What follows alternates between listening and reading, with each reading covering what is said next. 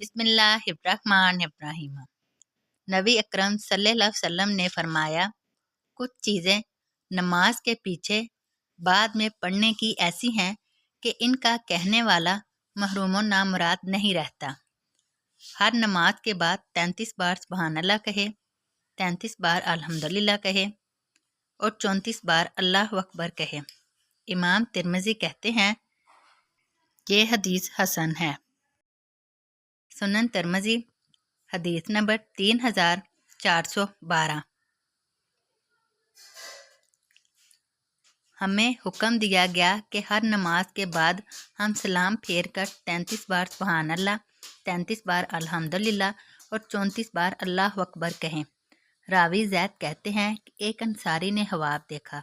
हवाब में नज़र आने वाले शख्स यानी फरिश्ते ने पूछा, क्या तुम्हें रसूल अल्लाह सल्लल्लाहु अलैहि वसल्लम ने हुक्म दिया है कि हर नमाज के बाद 33 बार सुबहान अल्लाह, 33 बार अल्हम्दुलिल्लाह और 34 बार अल्लाह अकबर कह लिया करो।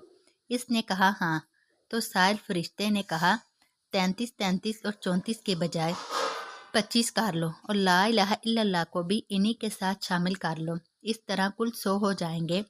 सुबह जब हुई तो नबी अकरम सल्लल्लाहु अलैहि वसल्लम के पास गए और आपसे ये वाक़या बयान किया तो आप सल्लल्लाहु अलैहि वसल्लम ने फरमाया ऐसा ही कर लो। इमाम तिरमिज़ी कहते हैं ये हदीस हसन सही है।